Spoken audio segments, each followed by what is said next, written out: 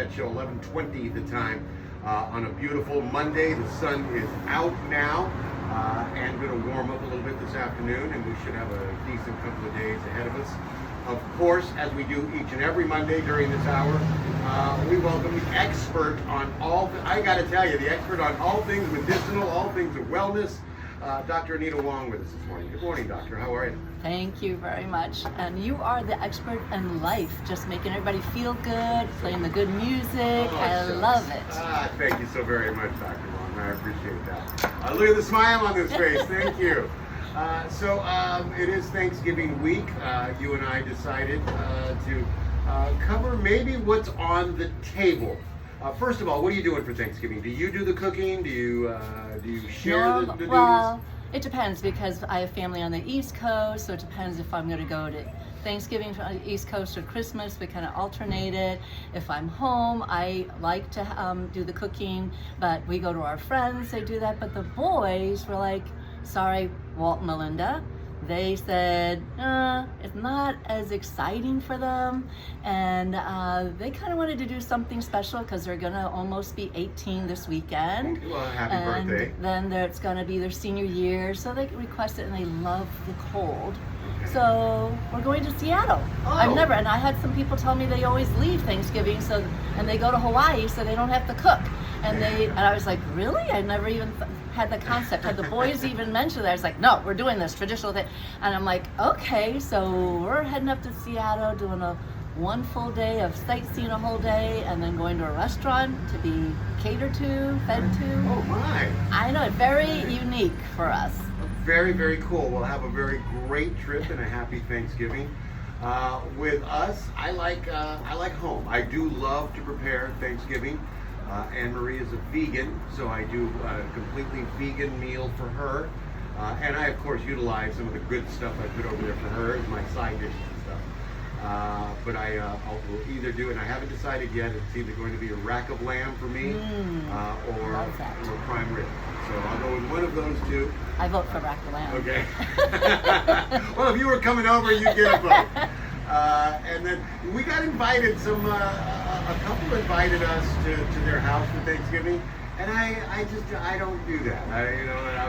I want to be at home with the dog and whatever, just kind of a relaxing day, watching football. You don't have to get dressed up or anything. So that's our Thanksgiving. Now I'm the most curious about the stuff on the table. And I know that you always encourage your patients to practice mindful eating. What do you mean by that? Well, digestion starts in the mouth, right? So when you start chewing, you put out some enzymes in there, so you should chew your food and chew it well, because the smaller particles, the more enzymes that you have in there, the foods start getting digested there. So people just take a few bites and swallow. That's just not good. So you want to be more mindful. You want to be mindful of what you're putting in, because you don't want to overeat. You want to enjoy. And you just want to take your time and savor the flavors and just be aware. And so I'm working with people who have weight issues. And so they're always worried about Thanksgiving, but we plan ahead. And so they are so looking forward, because I say that is the day that you're going to splurge, you're going to eat a little bit more, you're going to be relaxed, but it's mindful because we made a plan for that. And they generally don't gain weight, so they love it. So the first thought is definitely be mindful. I mean, you still have a couple of days so you can plan. I tend to do more, up your vegetables, up your steps, do your hydration, some of those. Just so make a plan, because if you're going to overindulge on that day, you want to plan for that, and then you want to plan the next day, kind of up your activity. So it's all about being mindful around. Do you give your patients a number of times they must chew, or maybe a general chew at least 20 times? I've never gone that specific, but yeah, you just want it really well macerated. Right. I know, because I do it. Sometimes I'm in a hurry, I do 1, 2, 3 chews, and then I swallow, right? And then I know that's not good. So you want it well. Right, you want it well chewed. And as you mentioned, the mouth and saliva has enzymes that start breaking the food down before it even goes down our throat. Yep. Okay, well, I love that. Thank you so very much. Blood sugar and the stability of blood sugar, that's a key to metabolic health. And 100%. And you have mentioned to me that you like to monitor your patient's blood sugar almost constantly, right? Oh yeah, so biometrics. So having data, analytics, that's how you do everything. That's how you run your business, right? That's how and I love it because now cars, I have an old car. I think I might have mentioned this. I have to keep the old wheels on. And I have to put the old original wheels back on the car so they can spin it to run. But now the new days, you just plug it in. And you plug it in and then all the biometrics. That's what's going to happen with the body. And that's what I need. All those people who are wearing the Oura rings, Fitbits, Apple Watches, I need all that data.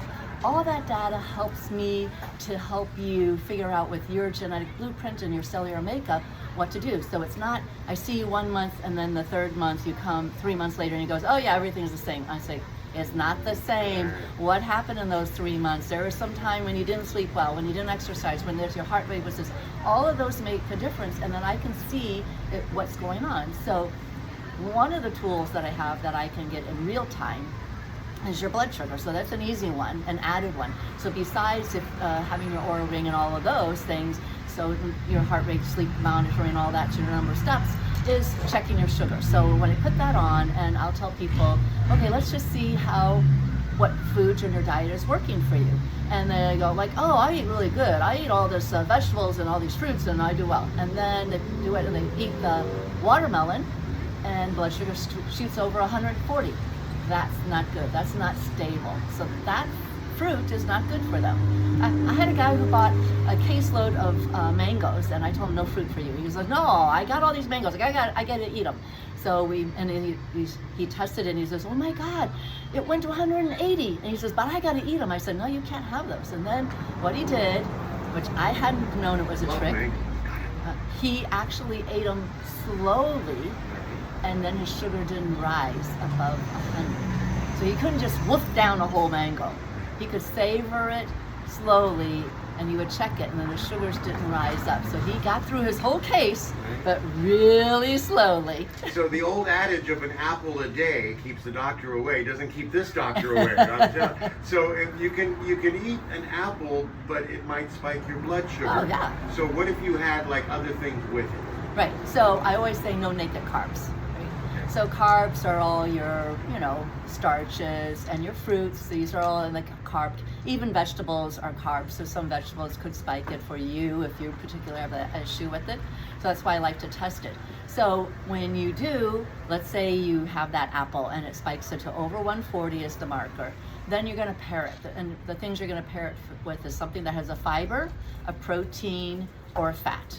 So nuts is in one. Nuts covers all of that. It has protein, it has fiber, right? It has some fat. So if you eat almond with your apple, maybe you don't spike. Okay. Or you have a nut butter with it. Or I try to limit dairy, but maybe the cheese because it's got a little bit of protein and fat, and maybe cheese with it. So anything that you can add. So no naked carbs. If you have something that spikes you. And you also support patients with digestive enzymes, and we know that a lot of people struggle with gluten and lactose intolerance.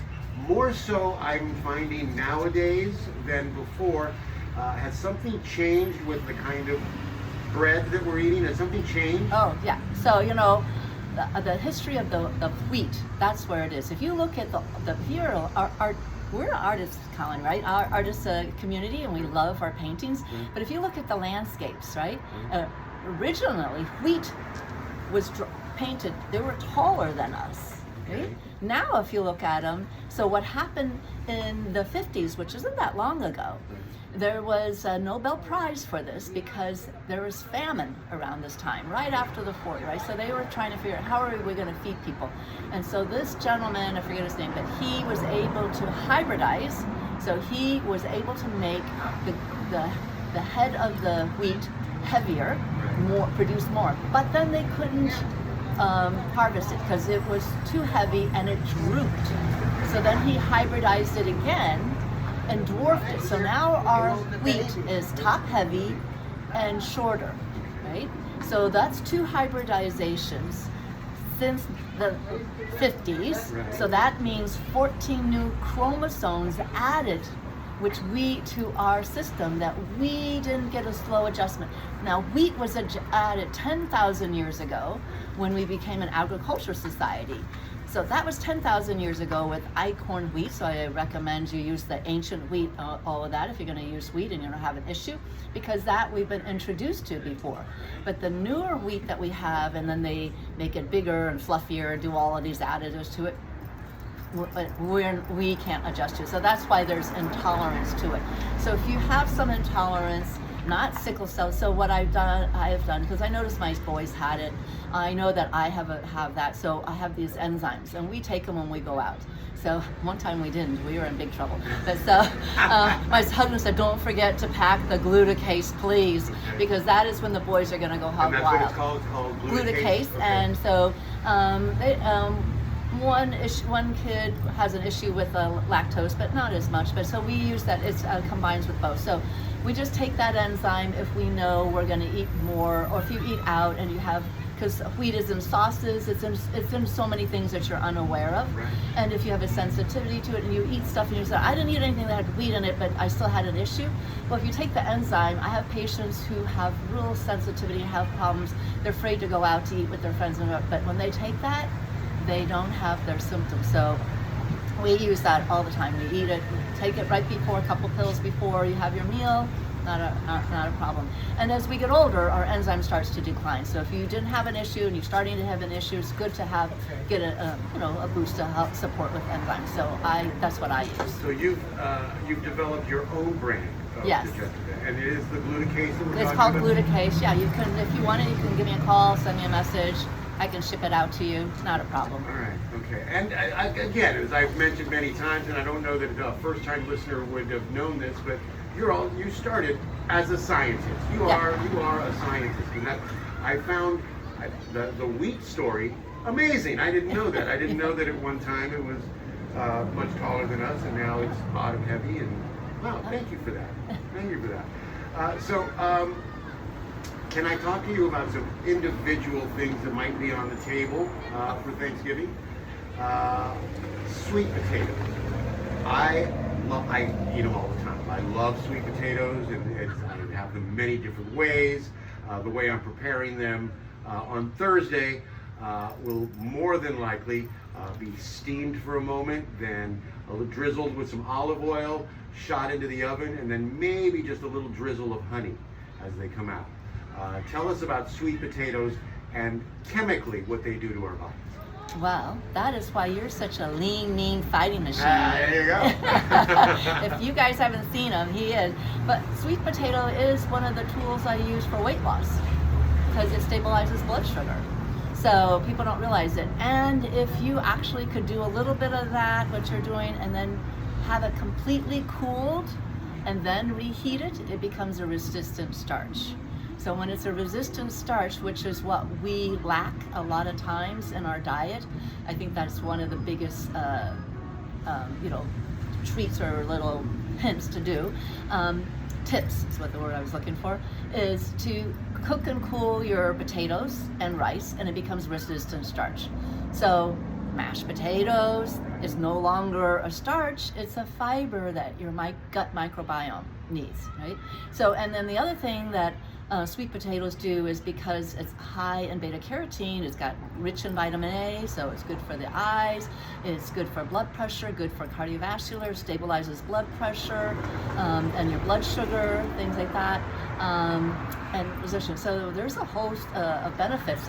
When we were in China, they would have those big round tins, and they would, the drums, and then they would have a fire in them, and they would roast all the sweet potatoes. So when it's really cold, you would always get those, and they would warm your hands and eat them. So we always ate roasted sweet potatoes all the time. I love that. And I also love knowing or learning that cooling either potatoes or rice or sweet potatoes and then reheating changes the chemistry behind it. Yep. Fascinating. Thank you for that. I never cook without garlic. The two things I never run out of at my house are olive oil and garlic. I have so much of both, and I cook with both of them. The benefits, and we know or I've heard the benefits of garlic are for the heart. What other benefits? And chemically, what does garlic do? Yeah, the whole host of things. Well, the biggest key, well, it has allicin in it, and allicin is actually antifungal, antibacterial. It's got a lot of vitamin C. I mean, so if you eat raw garlic, you get more of the vitamin C, but when you cook it, you're going to kind of probably, diminish the amount of the vitamin C that's in there.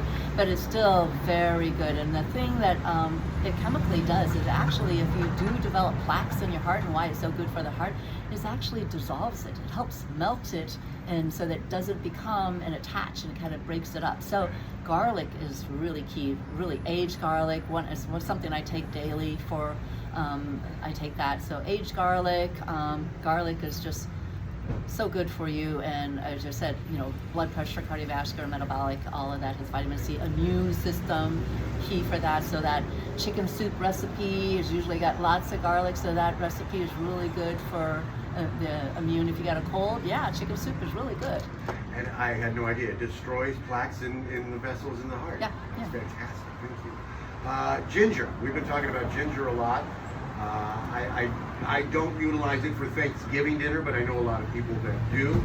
Tell us about ginger and the benefits. Yeah. Ginger is in the family with the like turmeric and cardamom, which is anti-inflammatory, and it's also rich in vitamin A because it's got that rich color. So it's also good for that. So it's anti-inflammatory. I'm sorry, that's turmeric. I'm going to go back. So ginger. Ginger also very good for nausea for pregnant ladies, so we're doing that. Ginger is good actually for stomach ulcers, healing of that. But it's a key thing is it's anti-inflammatory, so I use that a lot. Excellent. And I make this little concoction that I drink a shot in the morning, ginger, turmeric, and assorted beautiful, delicious fruits. And I'm hooked on that. I really am, totally hooked. Cranberries.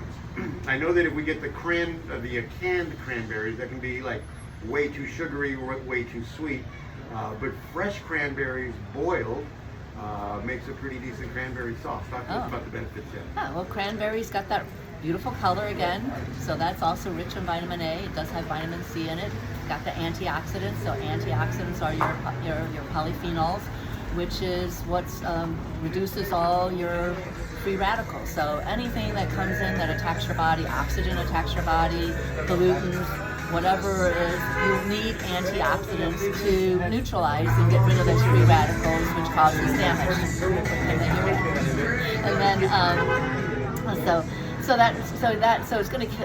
So it can be anti-cancerous too because it's killing off those things. And the unique property I think that most people know about is for the urinary tract.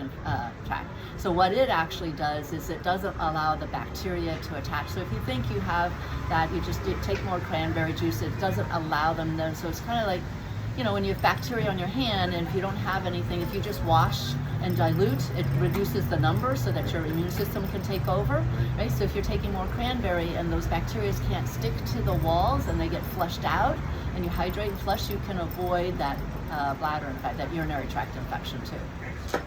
Yeah, you just aces on this program, I'm telling you. And then if we were to have guests, we're not having guests this year, but if we were to have guests, I would lay out a big bowl of assorted nuts. And tell us the advantage of nuts, not just for Thanksgiving, but in our diet. Nuts are fantastic. I mean, it is the healthy fat. Almonds, great in fiber, protein, perfect fat. I mean, Brazilian nuts, really good. So the key in Brazilian nuts is a lot of selenium. So we need selenium in our bodies. They're good for the thyroid. Cashew nuts. I make cashew milk all the time. That's what I use. Also is rich as vitamin B6, and it's good. It has selenium. They also have copper, magnesium, manganese. All of these things. Has potassium. Oh, the thing we didn't mention with the sweet potato is the potassium that's in there. So anytime you have potassium, that counterbalances when you have sodium, salt, because it's the osmosis, it's the fluid exchange, so the electron transport system, that's where you get the exchange and how things function. So you need that working, so you need to have enough potassium. So nuts are rich in the potassium. Macadamia nuts, that's what I have in my office when I eat. I eat those. People are worried about the fat, but it's, it has a little more saturated fat, but it's It's all good healthy fats, right? And hazelnuts, I like hazelnuts. That's good for the heart. So I think of heart. So those are good. Hazelnuts are really good for the heart because of the right kind of fat that it has. And walnuts I love because if you look at the walnut, it looks like a little brain. Yeah, it does. And now that is really good for the brain. So I like to eat walnuts for the brain. All of those. But you have to be careful with nuts, right? Because it's not just eat any kind of nuts any old way, right? So unshelled is not as good because they can go rancid and they're going to be oxidized, and so they're going to lose their nutrients. So if you're going to have pistachio, which is also good, then you want to leave them in the shell. You don't want them pre-shelled. So that little activity of shelling them, that's a little workout, and then shelling them, that's good. And the other thing is that if you have them roasted, pre-roasted, and because they could be using bad, hydrogen oil, so you don't know what kind of oils that they're using, and their seasoning, so you really don't want them pre-roasted, pre-salted, and all of that. So you want them raw. And if you get them raw, shelled and raw, you want to use them fairly quickly. So the nut butters are not so good because you don't know how they're doing, so make your own nut butters, but there are some companies that are okay, but so those are some of the things you want to watch out for when you're using it. So just stick with the natural whole foods. You make your own cashew milk? Yeah. How do you make it? So I do, it's 3 cups of water, filtered water I use, and 1 cup of cashews. And then I blend it up in my Vitamix for 2 minutes. Then I make my pancakes, I make, my oatmeal, I make whatever I'm baking, I use cashew milk. It's my go-to milk. Your kids made a foolish error in going to Seattle. I'm wanting to go to Seattle, man. I'm telling you, this is where you want to be for I Thanksgiving. love cooking actually, so I actually enjoy, that's what I do. I have not had enough time to cook, so I was like, but I actually am being excited because I'm being treated. It's not with the healthiest food, Right? but What the I'm heck? not cooking myself, so I figure it's a treat. It is a treat. It is and you deserve the treat. So let's talk about some of the stuff on the other side that may not be so good for us that we'll find in our Thanksgiving dinner. And I think the first thing I listed to you was butter. Oh. And you had a surprise for me. Yeah, because I think you need to move that category from the bad to the good. Oh, butter. Butter. Really? I see not a problem with butter. Okay. Okay, if you have natural, good, churned, organic, grass-fed. Okay, so it's got to be a grass-fed cow. It's got to be organic. It's got to have no hormones, no antibiotics. So that being the base. So if you have butter that is white, that's a bad butter. That's no good. If you have a butter with a cow that is grass-fed, very natural, that butter is going to be a rich yellow. And that rich yellow has vitamin A in it, right? And we need some saturated fat, so that's a clean, and ghee, if so you would clarify it even better. So I use ghee, I use a lot of ghee, and that is very clean, good saturated fats. We don't use a lot, but we have some. And the thing that people don't know about butter is that you need short chain fatty acids and you need medium chain fatty acids. We don't want the long chain fatty acids.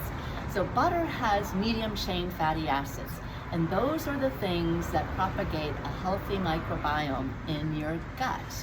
And so it's really good for your immune system. And then the other thing that it has is butyrate, which is another thing which is really good for immune system. So butter is one of those things I like to pair with something that I'm going to have a carb because it's a good thing. I love knowing that. What about the lifetime of me hearing that it clogs the arteries? Okay, well, everything what clogs the arteries is that, remember we talked a while back about the TMAO, the trimethyl, whatever, I can't remember, amine oxidate, right? So even vegetables turn into that. So it's the amount of that can be neutralized, right? So if you're eating enough things that can neutralize it, fine. Butter is not as high as wheat, the hybridized wheat, right? Hybridized wheat is probably the highest, and red beef is not the highest. So those things are actually lower. But like I said, if you have a lot of comorbidities, hypertension, heart disease, big belly, metabolic, your blood sugar's unstable, all of it is bad. All of it's bad. You got to cut back on it all. But let's say that you're healthy, there's nothing wrong with some clarified butter called ghee, because it's not going to be cloggy. That is not the studies. At our house, we've been, I've almost exclusively gone to vegan butter. They make some really good vegan butters. Do you not recommend that? Okay. For me, I have a vegan at the house. Do you not recommend, because it's not dairy, obviously we use the vegan butter for her. Do you not recommend vegan butter? Well, I don't know. How is a vegan butter made? With a lot of chemicals? I'll have to look at the back. I'll text you later. I will literally text you the ingredients later. If it's a chemical-based thing, I would say it's plant-based. It says it's plant-based butter. So plants, but plants that are processed in a factory that uses things that has. When they clean, my husband and my family, they do not understand why I'm so against process. Everything is processed, but they have to clean those facilities. And those facilities, when they clean them, they're using a chemical to clean, and there's going to be residuals in there. So you're getting some residuals in there, right? So to me, right there, when you said you use that, I was like, my face grinned because yeah, I noticed. Because that's in a plant. That's in a plant that's using some chemicals, that's cleaning. That's just, you're getting something in there, right? And then what are you using? So, right, but if she's eating a lot of vegetables and whole vegetables, she's probably cleaning it out. You have to know how much you have to balance that out. I just stick with the olive oil. That's pretty natural. Yeah, olive oil. Pretty Again, natural. Jars of olive oil. The vegan butter sounds a little too processed for me. Okay, thank you for that. Wow. And again, this is Expensive. here. I love this. This is so good. Okay, so another thing that may be a negative on the Thanksgiving table: salt. Okay, well, that depends on where you're getting your salt, right? Because salt is a mineral. I use sea salt. Excellent, because so if the ocean you have calcium chloride, right? So that's our salt. And so when you have evaporation from the sea, that's what we want, is that evaporated salt. That's a mineral. So, but the table salt, what they're doing is using what is mineralized down on the surface, which is hard, which has been there, so they're mining it. So they're mining it, that's got a lot of other crap in there. So that's not really good, because it's not a natural mineral. It's a natural mineral, the salt, but there's other things, so they're processing it. So table salt is not the best. So you want a mineral. Himalayan, so rock salts are the best, because that is a natural mineral. They're getting that. So Himalayan salt, the issue that I have is because if you're using Himalayan salt, which a lot of my patients are, and when I test them, a lot of them are iodine deficient, and then they're having thyroid issues. So you want to make sure that you're getting an iodine supplement, or you're going to use iodized sea salt. So it's a mineral. I don't see that as bad, as long as you're balancing it out with enough potassium, because you need the electron transport system to do all the exchanges and the processes that we're talking about. It's run by that system. So if you are low in sodium and you don't have enough minerals, you're going to be dehydrated, because sucking the water out of you. You need the salt to suck the water back in, but people are using table salt, so it's sucking in stuff, and it's not good. So you've got that overbloating, you've got that edema, and then you have to take that water pill, Lasix, but that's bad. Let's just go stick with the real mineral, balance it out, balance out your mineral so that it's even, so you don't get the water accumulation because you're using some kind of chemical that's sucking it in, which is not, and is not balanced by your potassium. So use a mineral salt, mindful about your iodine, and balance out your potassium, and then you're not going to have that edema stuff. This may be This may be the favorite conversation I've ever had with you. I love this. I'm right now, as you're talking, I'm looking through my cabinets. I'm like looking in the fridge. Like, what do I have here? All right, thank you for that. I kind of included this with the butter, but heavy creams. A lot of people use heavy creams for different, vegetable mixes that they'll be making casseroles with or whatever. What about heavy creams? Well, I usually switch to coconut milk. Okay.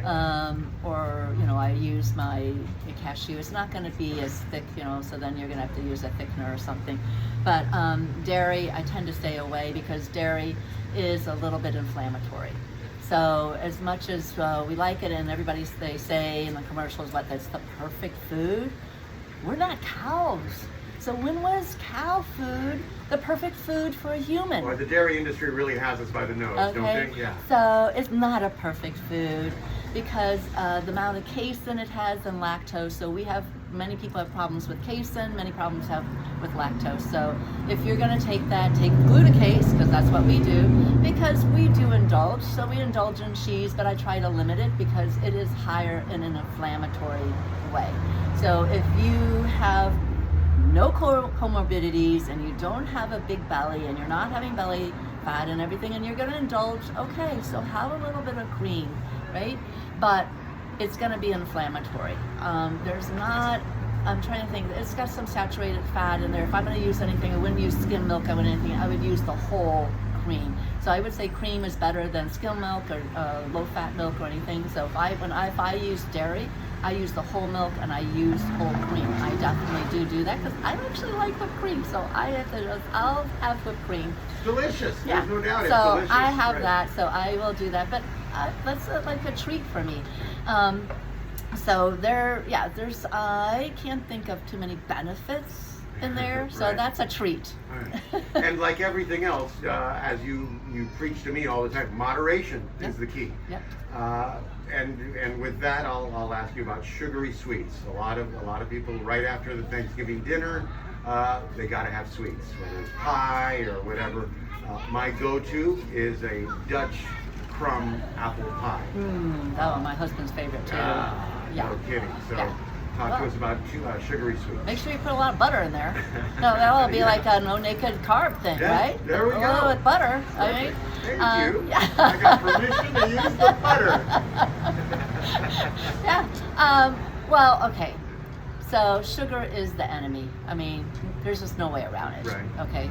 So you're going to have to detox from that, and you're going to have to know it's going to cause inflammation. It's going to cause, because when you take in sugar, it causes that age thing, and it's called the advanced glycanization end product, because when sugar gets attached to a protein or fat, and then it makes it, that's called glycanization, and then that's the gunk, that's the sludge everywhere. Right? So that's what's really creating all of that and creating the sludge.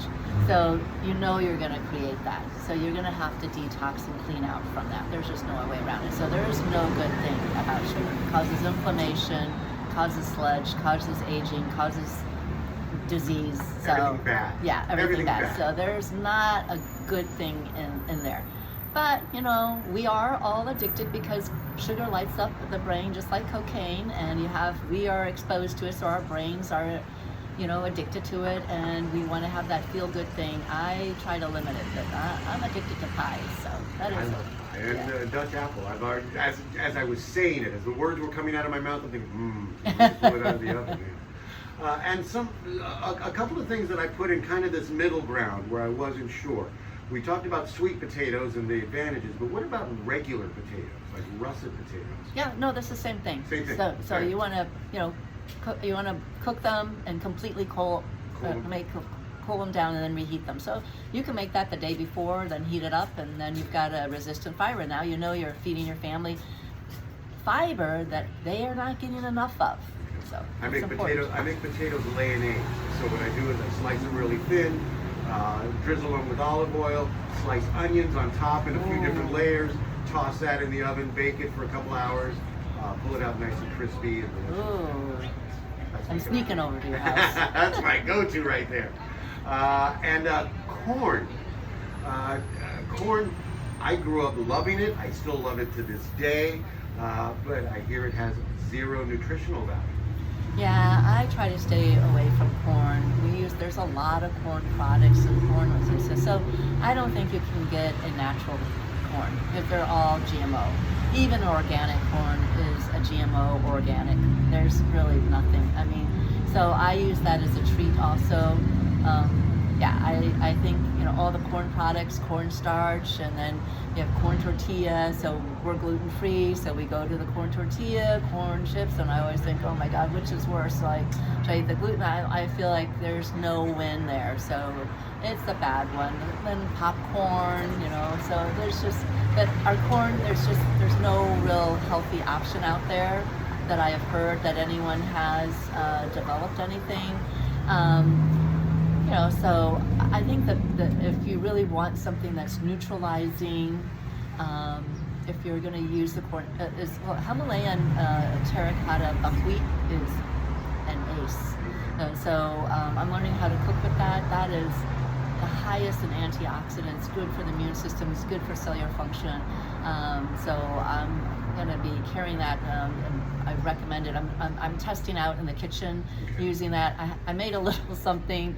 I made my little onion flatbread. I kind of morphed a Chinese recipe into trying to make it a little bit, and the boys were like, oh, it tastes good, but it was a gluten-free flour. So then I switched to this flour, and they're like, oh, not having that. And then I had to morph it into something else, and they're like, oh, they're not too bad. So so I'm just on the merging, but that is a great product. You can make drink teas out of it. So that's a little new thing that I'll be sharing with my patients recently. I cannot wait to see this. I cannot wait myself. So some of the, obviously with a turkey, and it's one of the greatest Seinfeld episodes ever of tryptophan. And then my Seinfeld gang will know what I'm talking about with tryptophan in the turkey. Talk to us about tryptophan and the effects of eating a turkey. Yeah, it's an amino acid. It's in there, so when you eat those heavy meals, it's not necessarily the amount or what you're doing, but it's just a kind of combination of everything, right? But it's just it's sedating, right? So it is relaxing. So we do use that. Sometimes people take that as a supplement, L-tryptophan, at time to help them sleep. So it just happens to be in that turkey meat. So if you're having lamb instead, right. you're skipping that tryptophan. I'm skipping the tryptophan. Okay, thank you. And then we know that overindulgence in any liquor is not a good thing. But what about a glass of wine? Or I've seen people that that live to be 100 and I've had a glass of wine every day with a day. So what about wine? Good, bad? Well, I mean, just to be a purist, it's bad, Okay. Right. But like all of our genetic makeups are different. So some of them, people can process it depending on their liver and how their mutations are and how well they process and how much they do it and what they combine it with. So if you're having red wine, which has more resveratrol in it, which is an antioxidant, and you have it with a bowl of almonds, maybe you're countering it because alcohol is very acidic. And if you're having more almonds, which is very alkaline, maybe you're balancing that and you're making your oxidative stress less severe, and the body is repairing itself while you're doing the damage. But let's just say you have more and the body can't keep up with that damage, then you have more oxidative stress and you're creating aging and more aging along, right? So you want to have a bowl of steamed broccoli with your wine or something. But if you're trying to lose weight, maybe you need to cut that out, but it does turn into sugar, so no naked carbs, so something to balance that out, right? So maybe a protein, fat, something along with that, maybe that will balance out. I have no scientific data on that. That is just something that how I figure out, because people always want to, and I monitor their oxidative stress with it, and that's my data. So that they say they won't give it up, and I said, fine, we're gonna monitor the oxidative stress. So we give and take and pull things out, but that's how I do that. This conversation, and I'll say it right now for the record, so far, my favorite. I've absolutely thoroughly enjoyed this, and I've learned a lot in enjoying this. So thank you very much. I know that once you're sitting in the restaurant in Seattle, that the kids are going to go, yeah, we should have stayed home, and we should have eaten mom's food. Dr. Anita Wang, I can't thank you enough for this. How do our listeners find you? And not just here for Thanksgiving, but you can really shape someone's entire diet all the time, just yeah. so how do they find you? Yeah, I work on nutrition, I work on weight management, I work on a lot of things, and you can always call me. I won't answer, but it's 949-734-0580, and you can leave a voicemail, you can leave a text, or you can go to my website, anitawangmd.com, and you can click that button that sends me a message. I usually get those right away. I send you a little link, or you can book a complimentary discovery call and just book a time where we can actually chat and connect, and you get a little confirmation button that says I got the message, and we'll chat. So before I let you go, I wanted you to know how the gratitude I have for you being here and for being on the show and talk to us about the importance of gratitude. Thanksgiving is about gratitude, and we do that all the time because it's going to send out great endorphins, right? Your serotonin, the dopamine, all that. When you do that, actually the neurochemistry changes and makes you feel good. So gratitude is one of the key things. Journaling, making positive. You have bad days, whatever, but it's always being thankful. So my boys probably don't want me to say this over the radio, but I make them, we usually try to do that at least once a week. We were kind of bad about that, but and then when I know that somebody's down or something happened, I'll say, well, what are you thankful for? Because you're just going to change it, because the way we think is the way we feel. And gratitude is so key. So Thanksgiving, about family, even if you don't like getting together with your family, what are you thankful for? That there is some kind of silver lining in there. So gratitude is key, and that is all about Thanksgiving. So I know my boys are really grateful for glutathione, so they can go off their diet and eat all the crap that they want to. I know that along with me, our listeners are grateful for you, and I'm grateful to have you in our lives. I'm grateful that you do what you do so well. Dr. Anita Wang, have a great Thanksgiving. We will talk to you next week. And you too. It's exactly